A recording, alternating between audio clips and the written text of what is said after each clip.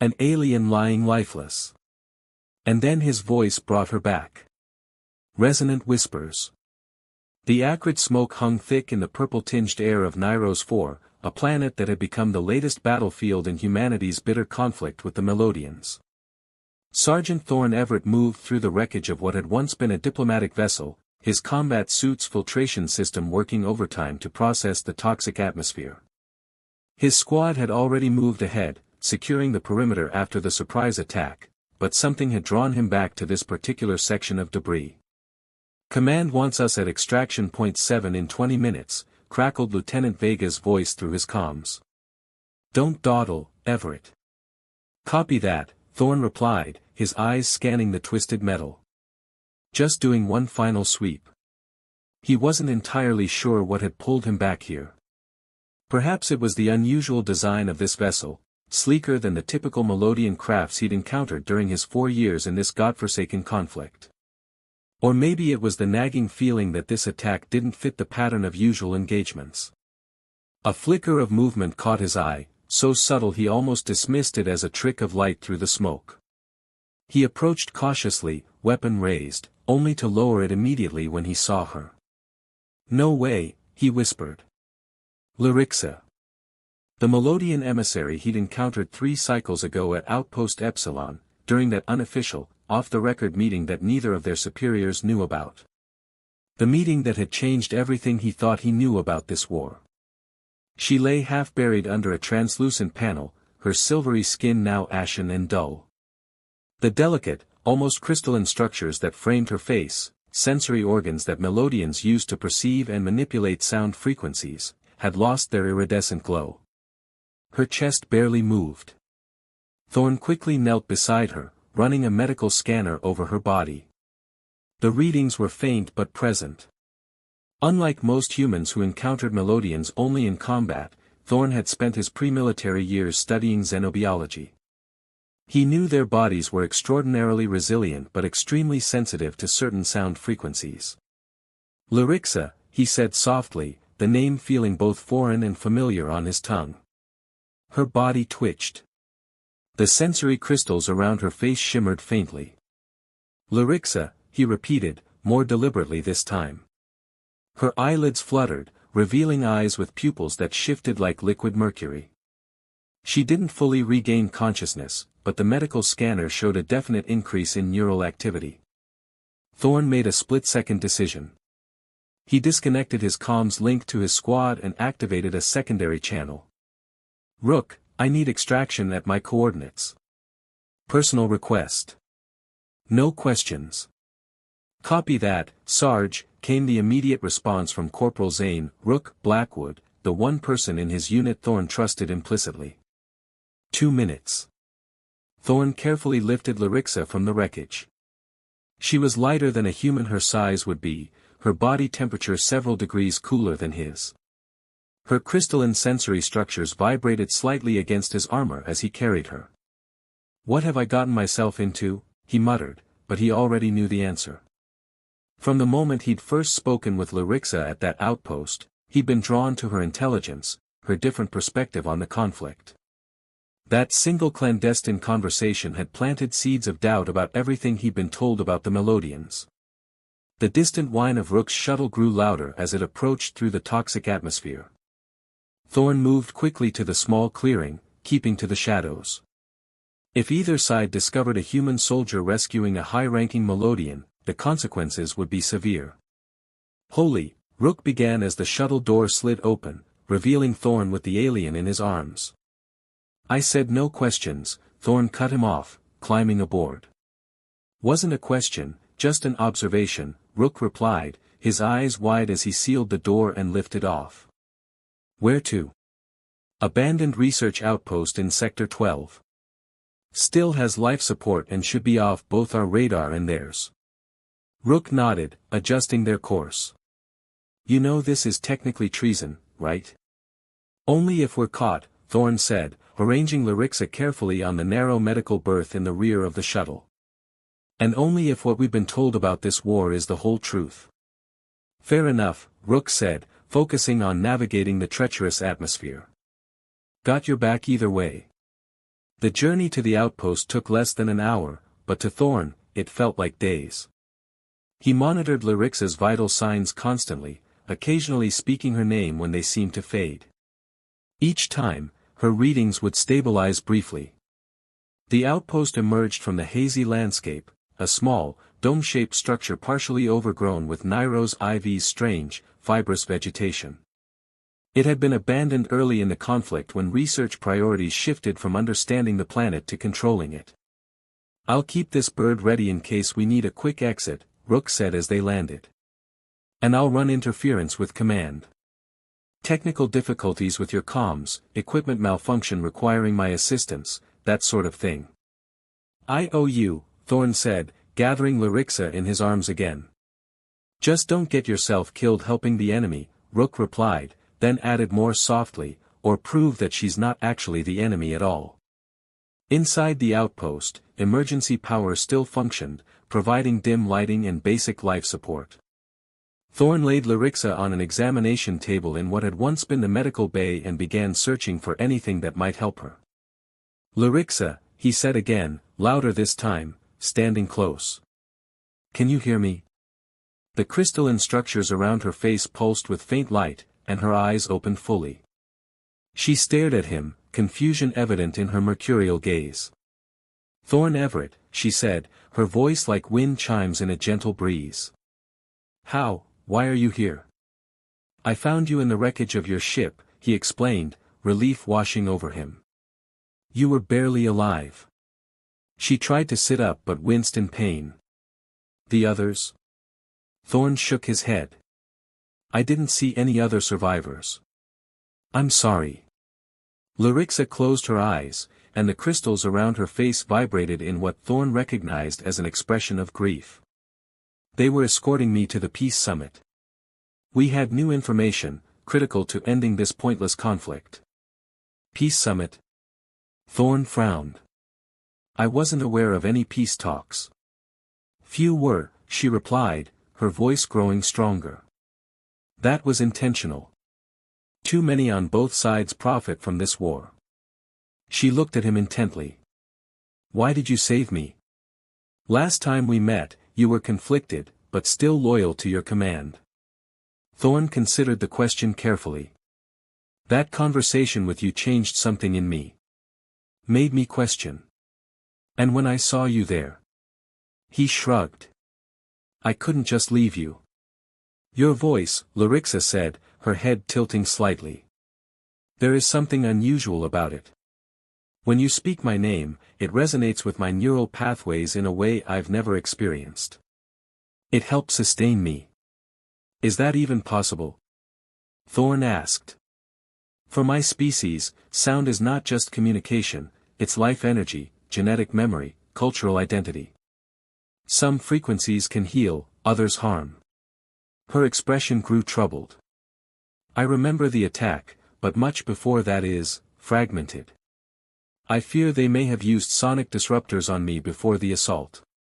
Thorn pulled up a chair beside her. "Tell me what you remember." As Larixa spoke, pieces began falling into place.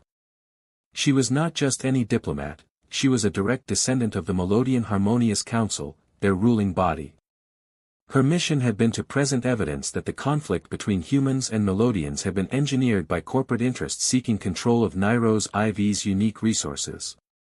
The summit was to be held secretly on the Proxima station, she explained. "I was carrying data crystals with evidence implicating figures from both sides. But now..." She gestured to her empty equipment belt. "They must have taken them when they attacked your ship," Thorn said grimly. "Or they were destroyed in the crash," Larixa added, attempting again to sit up. This time Thorn helped her, supporting her slender frame. "How much do you remember about the evidence? Could you reconstruct it?" Larixa's crystals dimmed slightly. "Some. Not all. My memory was affected by whatever they used on me before the attack." "Rest now," Thorn said, noting her fatigue. "We'll figure this out." As Larixa drifted into sleep, Thorn contacted Rook on their secure channel. "How's our patient?" Rook asked. "Recovering. But this is bigger than I thought, Rook. Much bigger. Someone attacked a diplomatic vessel to prevent peace talks neither of our governments publicly acknowledged. Third party. Rook suggested. Or rogue elements within both militaries, Thorn replied. I need information. Can you access the restricted comm channels without being detected? Probably. What am I looking for? Anything about a peace summit at Proxima Station. And dig into who ordered the attack on that diplomatic vessel. Official channels will call it a routine engagement. On it, Rook said. Stay safe, Sarge. Thorn spent the next several hours monitoring Larixa and taking inventory of the outpost supplies. They had enough to last a few days, but not much longer. When Larixa woke again, she seemed stronger. She sat up without assistance, her crystalline sensory structures glowing more brightly. Your voice, she said without preamble. I've been analyzing it while recovering. The harmonic pattern is extraordinarily rare. What does that mean? Thorn asked. Among my people, certain sound frequencies can activate dormant neural pathways. Your voice contains a pattern that resonates with my specific neural architecture. It's unprecedented between our species. She hesitated. When you speak, especially when you say my name, it helps restore my neural pathways. So I'm helping you heal just by talking to you? Thorn asked incredulously. Yes. And possibly helping restore my memories as well. Her mercury eyes studied him. Did you know about this ability? No idea, Thorn said. I'm just a soldier with some xenobiology background. Perhaps not just a soldier, Larixa suggested. The statistical probability of a human voice containing exactly the right harmonic pattern to resonate with a specific melodian's neural frequency is astronomical. Thorn was about to respond when his comm unit buzzed. Got something, Rook's voice came through. The attack was ordered directly by General Harlow, bypassing normal command channels. And I found encrypted messages about a diplomatic incident at Proxima scheduled for tomorrow. They're going to attack the peace summit, Thorn realized aloud. It appears so, Larixa said, her face grave. Without me and the evidence, the delegates will be vulnerable. And if violence erupts at a peace summit, it could escalate the war beyond any hope of resolution, Thorn finished. Their eyes met, human and alien, yet in that moment, united by a common understanding. We have to stop it, Thorn said. Yes, Larixa agreed, her crystalline structures glowing with determination. But I need more of my memory restored first. She reached out hesitantly, her silvery fingers stopping just short of touching Thorn's face. Would you speak to me? Tell me about yourself, your world. Your voice, it helps me remember. Thorn nodded, something shifting in his chest as he began to speak. He told her about Earth, about his childhood in the coastal forests of the Pacific Northwest, about his dreams before the war. As he spoke, Larixa's crystals pulsed with increasing brilliance, and occasionally she would interject with a recovered memory of her own. Neither of them noticed the sunset painting the alien sky outside in bands of crimson and gold, too absorbed in the connection forming between them, a bridge of sound and memory spanning the vast divide between their worlds. Harmonic convergence. Dawn broke over the craggy landscape of Nairos 4, casting long shadows across the abandoned research outpost. Thorn stood at the viewport, watching the planet's twin suns climb above the horizon. Behind him, Larixa sat cross-legged on the floor, her crystalline sensory structures pulsing with soft light as she attempted to organize her fragmented memories. The Proxima summit begins in 14 hours, Thorn said, checking his tactical display. Rook's latest intel confirms security has been compromised. The delegates have no idea they're walking into a trap. I've recovered enough, Larixa said, rising gracefully to her feet. Her silvery skin had regained much of its luminescence after a night of hearing Thorn's stories and voice. We need to move quickly. The comm unit crackled suddenly. Sarge, we've got trouble, Rook's voice came through, tension evident. Your absence has been noted. General Harlow's dispatched a special ops team to find you. And there's Melodian activity increasing in your sector too. How did they track us?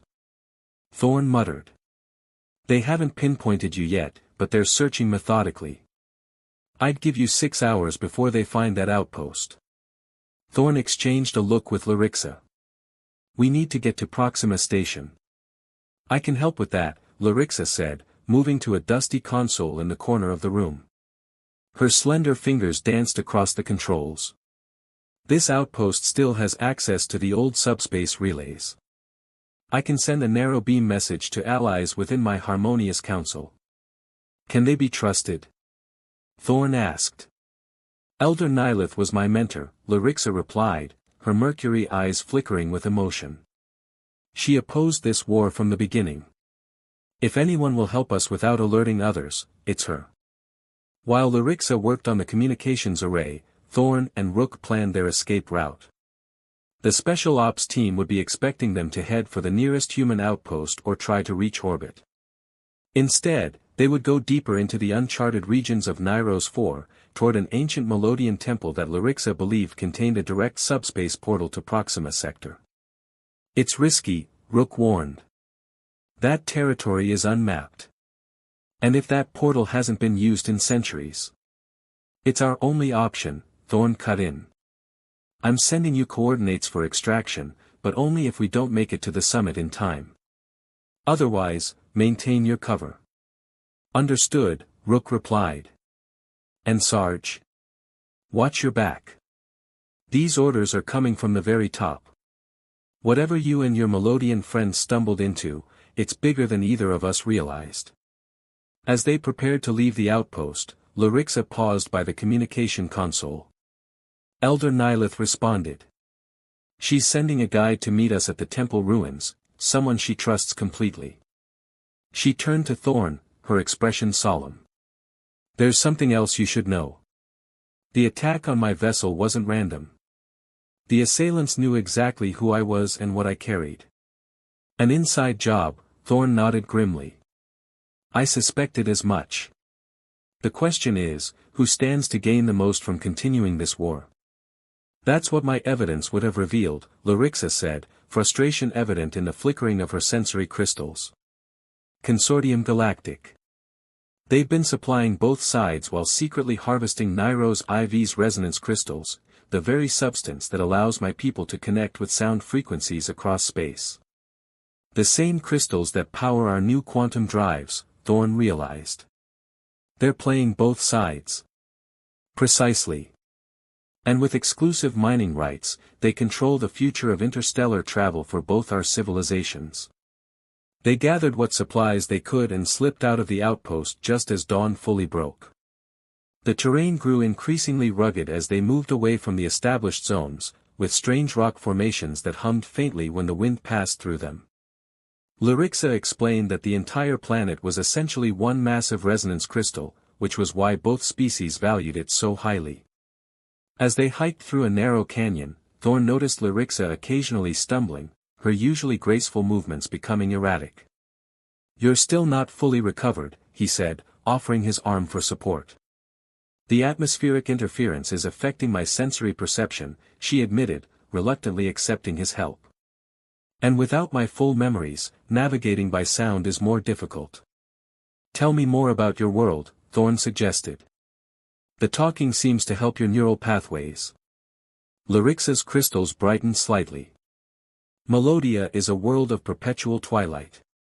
Our 3 suns never fully rise or set, creating a constant state of dawn or dusk. Our cities are built to capture and amplify sound, every structure is essentially a musical instrument that plays with the movement of wind, water, and people. As she spoke, her movements became more fluid again. Thorn found himself captivated by her descriptions of a civilization built around sound and harmony, so different from humanity's visual and tactile orientation. Before this war, she continued, there was discussion of cultural exchange programs. Some humans even visited Melodia to study our sound healing techniques. I never heard about that, Thorn said, surprised. It was suppressed when tensions escalated. But there were promising results, particularly with certain human voices that naturally contained harmonics compatible with our resonance patterns. She glanced at him. Like yours. So that's why my voice helps you heal. Some kind of biological compatibility. It's more than that, Larixa said, her mercury eyes holding his gaze. The resonance between us is rare. In my culture, such harmonics between individuals are considered a sign of deeper connection. A bond that transcends ordinary interaction.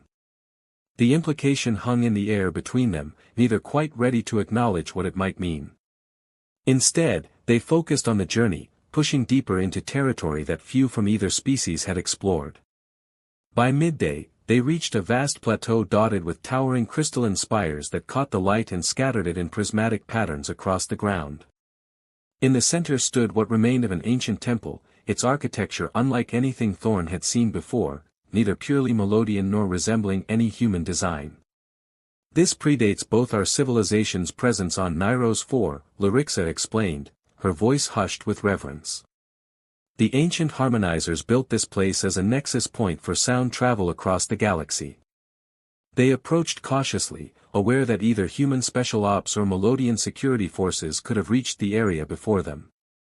The temple entrance was a massive archway formed by two curved crystalline structures that nearly touched at their apex. The portal should be inside, Larixa said. But it requires activation with the correct frequency. Which you can provide. Under normal circumstances, yes. But with my neural pathways still healing. She looked at him meaningfully. I may need your voice to complete the resonance pattern. Before Thorn could respond, movement at the edge of the plateau caught his attention. A figure emerged from behind one of the crystal spires, tall and slender like Larixa, but with darker, almost obsidian skin and deeper blue sensory crystals. Vedrix, Larixa breathed, recognition and relief evident in her voice. Elder Nilitha's son. The male Melodian approached them, his movements fluid yet cautious. He eyed Thorn with obvious suspicion before addressing Larixa in their native tongue, a cascade of musical notes that made the air itself seem to vibrate. Larixa responded in kind, occasionally gesturing toward Thorn. Finally, she switched back to human language. Vedrix has confirmed that the summit is proceeding as scheduled, but security has indeed been compromised. Consortium Galactic CEO, Dominic Vantage, is personally attending as an independent mediator. The fox guarding the henhouse, Thorn muttered. A predator overseeing prey? Vedrix asked, his translator apparently less nuanced than Larixa's natural understanding. Something like that, Thorn nodded. If Vantage is there, he must be planning to ensure the talks fail spectacularly. We need to access the portal immediately, Larixa said, leading them toward the temple entrance. Vedrix knows the initial activation sequence, but the final harmonization will require both our voices, Thorn. Inside the temple, the air felt different, denser, charged with potential energy. The central chamber housed a circular platform made of the same crystalline material as the spires outside, but darker, almost pulsing with inner light. Surrounding it were 7 pillars, each engraved with symbols that shifted and changed as they watched. Vedrix moved to a wall covered in what appeared to be a musical score, placing his hands against the surface. The sensory crystals around his face began to glow brightly as he emitted a series of tones that made the entire chamber vibrate. Now, Larixa said, taking Thorn's hand and leading him to the central platform. I need you to speak my full ceremonial name. I shared it with you at Outpost Epsilon, do you remember? Thorn searched his memory of that clandestine meeting 3 cycles ago. Larixa Nevener Silverin, he said finally, the syllables rolling off his tongue in a way that felt strangely natural. The effect was immediate. The platform beneath them illuminated, patterns of light racing through the crystal in complex, fractal designs. Larixa's sensory structures glowed brilliantly, and she began to sing, a haunting melody that seemed to weave around Thorn's spoken words, enhancing and amplifying them. The air between the 7 pillars shimmered, distorting like heat waves over desert sand. Then, with a sound like crystal bells, a portal opened, a swirling vortex of light and sound that somehow didn't appear threatening despite its intensity. Now! Vedrix called. The harmonic convergence is complete but won't hold for long.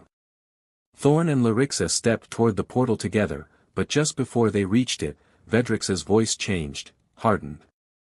Wait! They turned to see him holding a sonic disruptor, its emitter pointed directly at them. Vedrix? Larixa's voice held confusion and betrayal. What are you doing? Following orders, he replied coldly. Did you think Consortium's influence extended only to humans? Our council has benefited greatly from this arrangement. You would betray your own people. Keep them locked in a pointless war. Larixa's crystals flared with anger. It's not pointless to those of us who've risen to power because of it, Vedrix countered.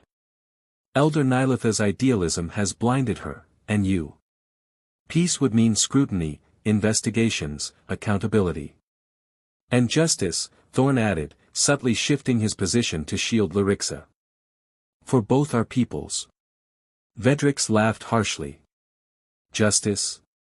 There's no profit in justice, human. He adjusted the disruptor settings. I'll make this quick. The official report will say you killed each other. Rather poetic, really, the last casualties of a soon-to-be escalated war. What happened next occurred so rapidly that later, Thorn would have difficulty recalling the exact sequence. As Vedrix fired the disruptor, Larixa pushed Thorn aside, taking the brunt of the sonic blast. The attack sent her crystalline structures into violent resonance, but instead of collapsing, she began to emit a counter-frequency, one that matched perfectly with the natural tone of the temple chamber.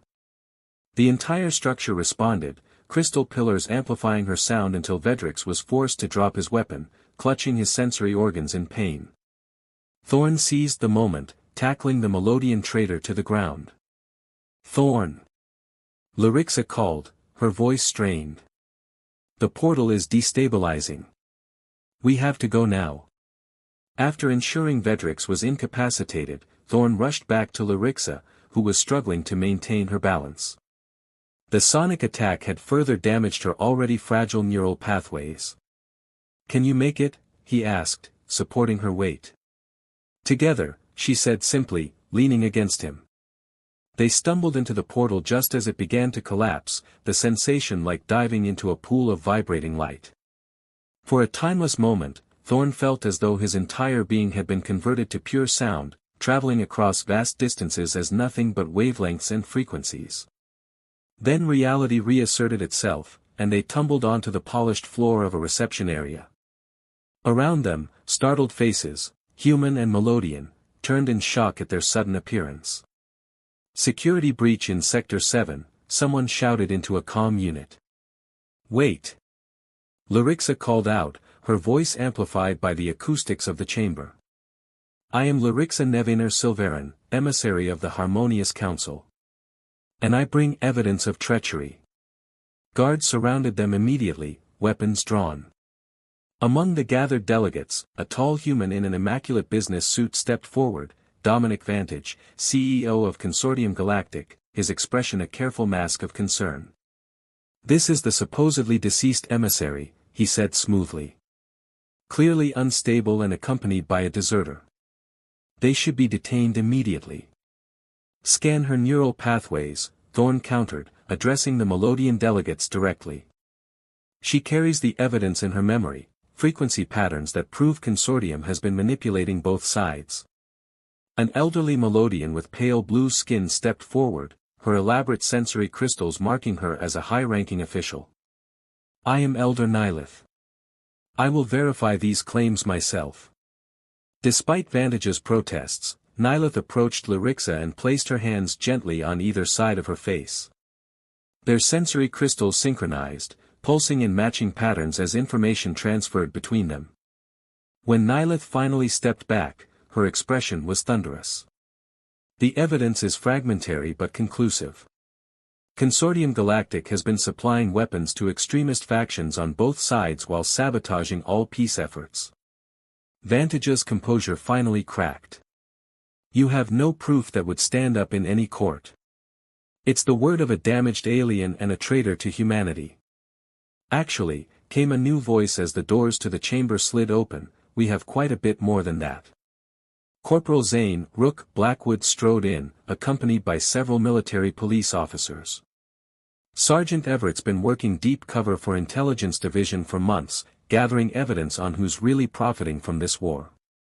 His neural implant has been recording everything, including your admission just now, Mr. Vantage. The revelation sent a ripple of shock through the assembly, and through Thorne himself, who turned to stare at his friend in confusion. Sorry I couldn't tell you earlier, Sarge, Rook said with a hint of his usual irreverent grin. Need to know basis. Though I have to say, falling for an alien emissary wasn't part of the mission parameters. As security personnel led a protesting Vantage away, Thorne turned to Larixa, who was looking at him with an unreadable expression. You were an intelligence operative all along, she asked quietly. Apparently so, he replied, still processing the revelation himself. Though I swear, when I saved you, when I talked to you, that was all real. I had no idea about Rook's true assignment. Her mercury eyes searched his face, her sensory crystals pulsing gently. I believe you. The harmonic resonance between us cannot be faked.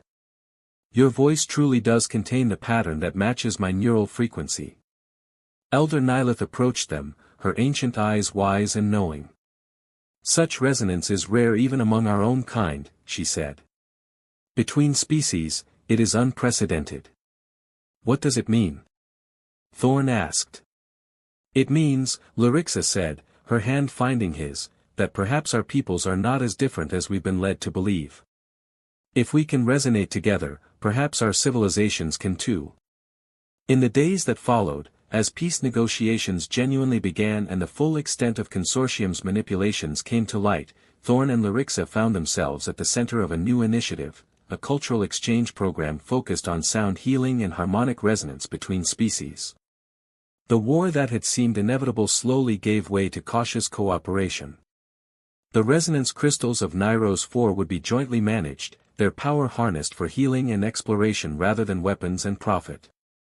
And in quiet moments, away from the politics and negotiations, Thorne would speak Larixa's name, watching her sensory crystals pulse in response to the unique frequency of his voice, a harmony that had bridged worlds and perhaps, in time, would help heal the wounds of war. Do you think it was chance? Larixa asked him one evening as they stood on a balcony overlooking Proxima's spectacular nebula field. That of all humans, it was you who found me. I don't believe in coincidence anymore, Thorne replied, his fingers gently tracing the path of her glowing crystals. Some frequencies are simply meant to find each other across the vastness of space. Larixa's laugh was like distant wind chimes. That sounds suspiciously like what humans call destiny. Or what Melodians call harmonic inevitability, he suggested with a smile. Perhaps, she agreed, leaning into his embrace as the stars shimmered around them, silent witnesses to a resonance that had begun with a whispered name and grown into something that would echo across two civilizations for generations to come. Retriclod can make mistakes. Please double-check responses.